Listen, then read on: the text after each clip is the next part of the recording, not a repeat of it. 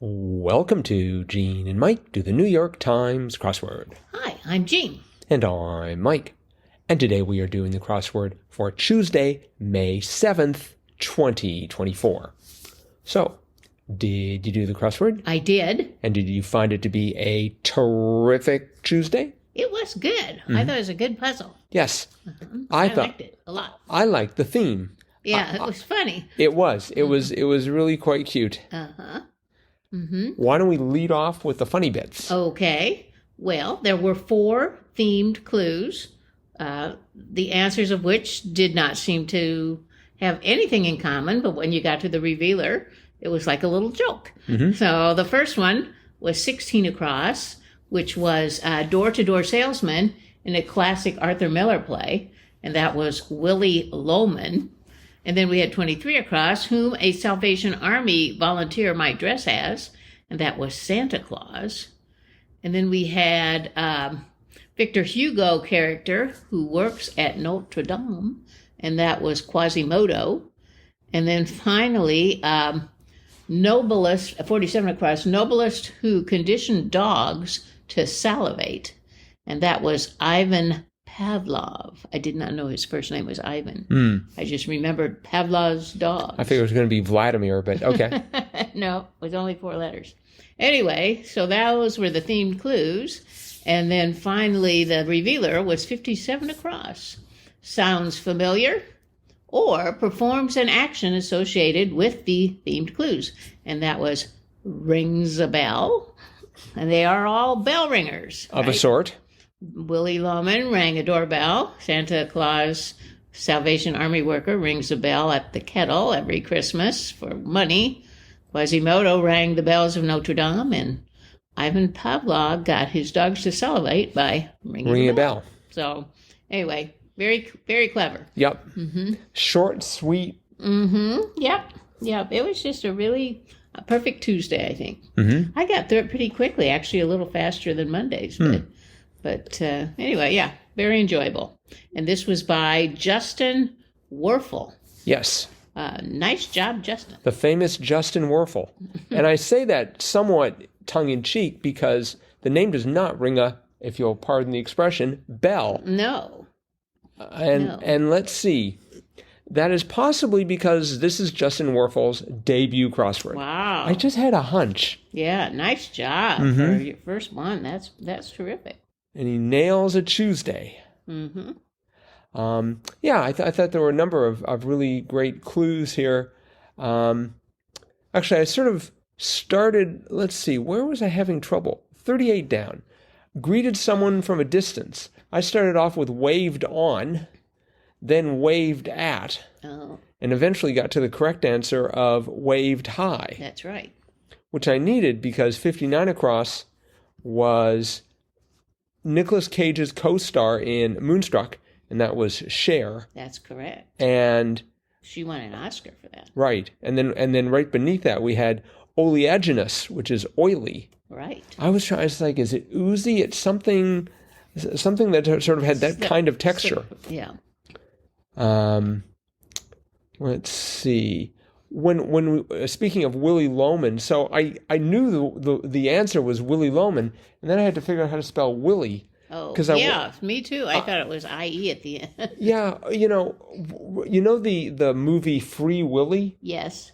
How did they spell Willie in that movie? Like it is in the crossword. Really? W-I-L-L. Has anyone ever spelled Willie Willie? W-I-L-L-I-E? I guess I really need you to spell that out, don't I? It seems like they have. I'm not sure where I've seen it like that, but yeah, I thought it was an IE. What about Prince Willie? Oh, wait, that's Prince William. Never mind. Right. I don't think they call him Willie. They might, but not to his face. Let's see. 31 down, I thought was a great job of coming up with a terrific clue for a really mundane answer. 31 down.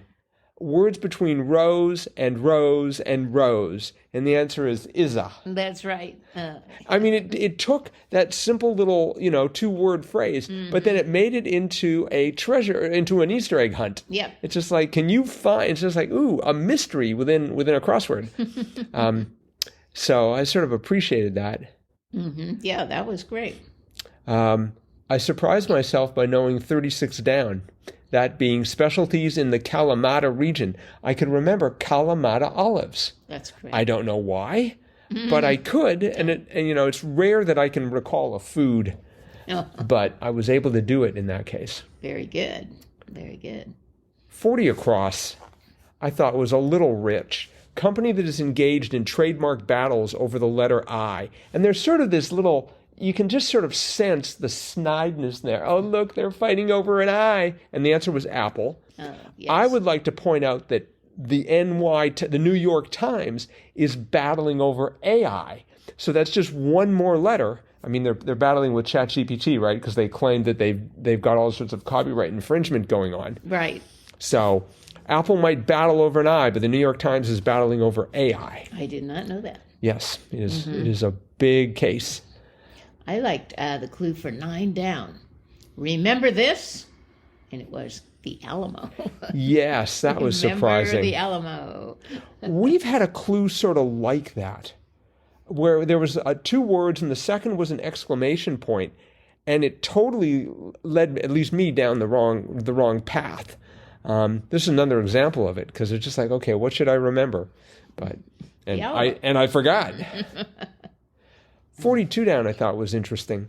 Like New Zealand vis-a-vis New Jersey by population, smaller. Right. I mean, there's another example of a mundane word really jazzed up in the clue. Yes, that's true. Justin Werfel, or possibly the editor, Joel Fagliano, they are doing great jobs with these clues here. I also like 27 down. Bring before a judge, say. Haul up. Right. Haul up. Yeah, I was starting with sue, but you wouldn't sue the judge. No. But bring before a judge. Haul up. Yes. I like that. 48 down. 48 down was The Cruelest Month per T.S. Eliot.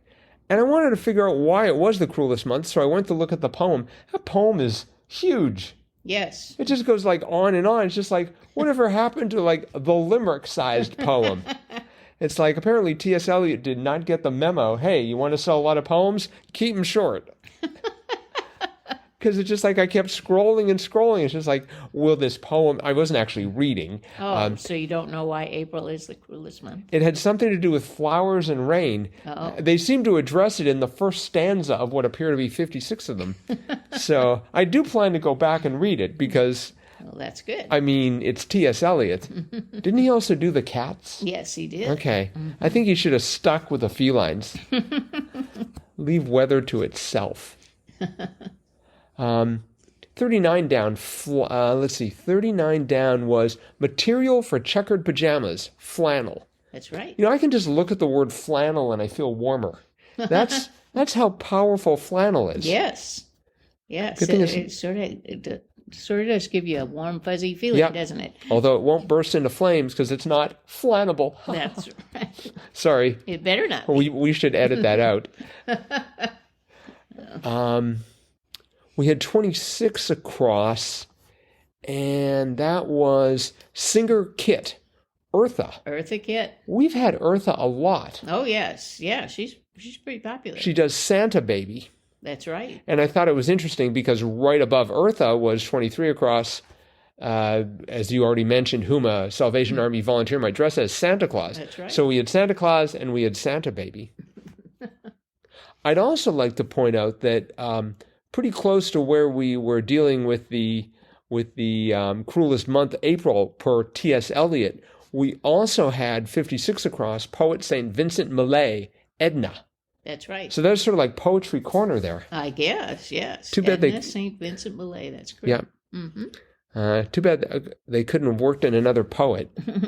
They had 50 down. Weapon for a joust was lance. I wonder if there are any poets named Lance. They should have. They missed an opportunity there. And this is the reason why Joel Fagliano is editing the New York Times crossword and not me. So 49 down. I don't know that I've ever seen that word in a crossword. Like marbled beef or blue cheese. Veiny Yes. Veiny. And just like flannel makes me feel warm, veiny makes me feel, ooh. Yeah. Just like, oh, get that away from me. So, Yep. but yes, well, very good crossword. Again, by Justin Werfel. I would say worth 5 squares on the Jam CR scale. Definitely. Well done, Justin, and congrats. We know it's a debut. Yep, we're looking forward to crossword number 2. That's right. Make it a Saturday. Yep. Go for the gold. All right, well, it is Tuesday, which means it's time for Triplet Tuesday. And Triplet Tuesday, for new listeners, is where one of us reads 3 clues to the other. And the answer to all 3 of those clues is one 3-letter answer. The object is to guess that answer in as few clues as possible. We do it 3 times, hence the name Triplet Tuesday. That is correct. And I believe you will be asking the questions or posing the clues today. That is also correct. All right, and listeners, if you want to follow along, we recommend you get your finger right next to the pause button. So as soon as Jean has read the clue, hit pause, think about it, and see if you can beat me to the answer. Won't be too hard, folks. All right. You never know. Here we go. Okay, here's your first clue. Ready. Shaded. Shaded. Shaded.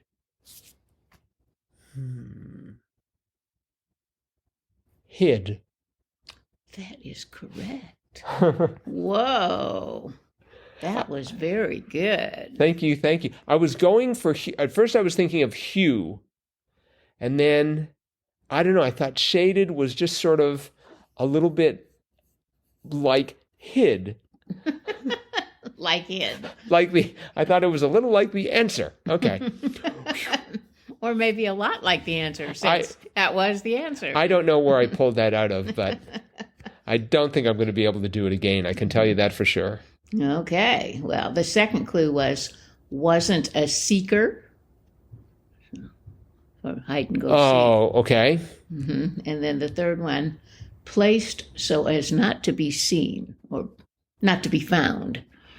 Placed as. Boy, both of those are hard too. Yeah, well, they were all like that. Yep. Okay.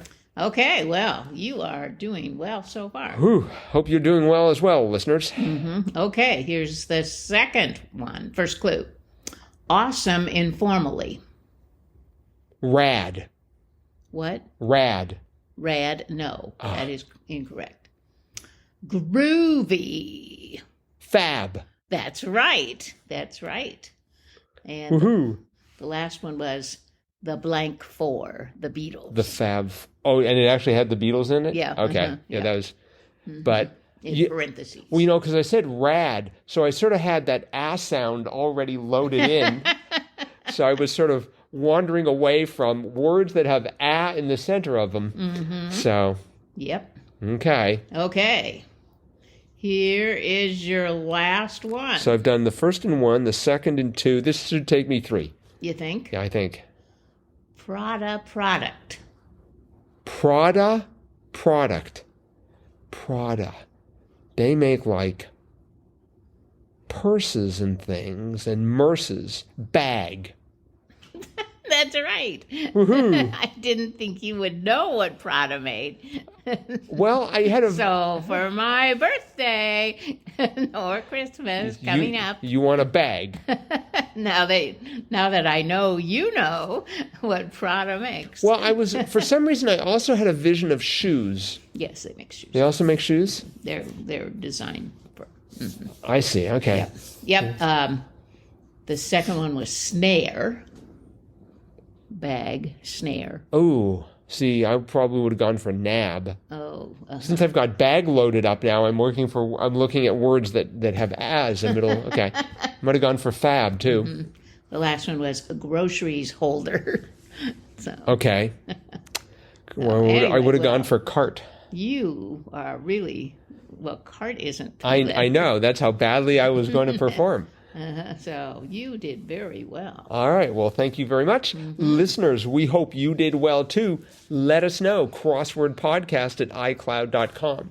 Speaking of letting us know, so our podcast provider is Buzzsprout, and they have a new feature, and let me see what that feature is. It is called You've Got... No, let me try that one more time. It's not called You've Got Mail. That was part of their blurb. It's called Fan Mail.